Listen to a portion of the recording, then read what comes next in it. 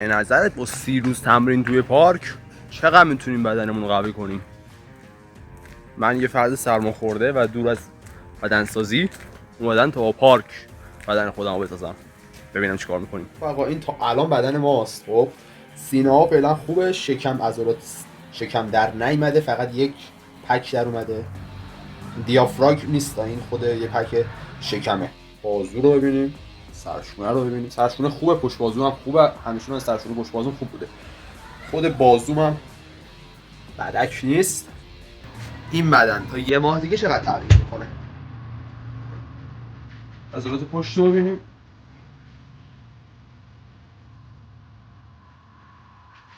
تا یه ماه دیگه ببینیم چقدر میتونیم اینو بسازیم دیگه. با ما همراه باش.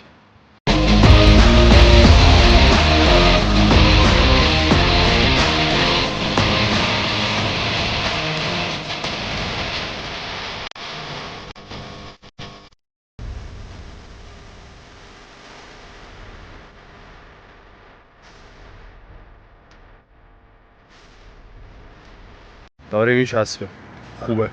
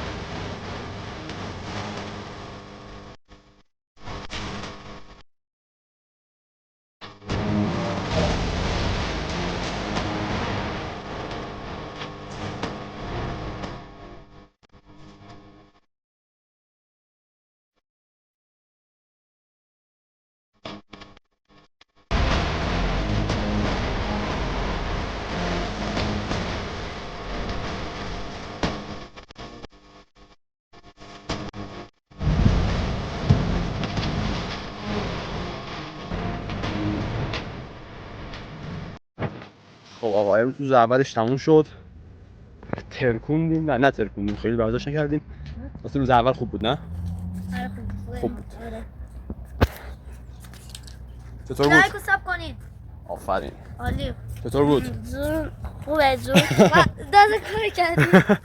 خب آقا تغییرات بدن رو توی ویدیوهای لانگ میذاریم.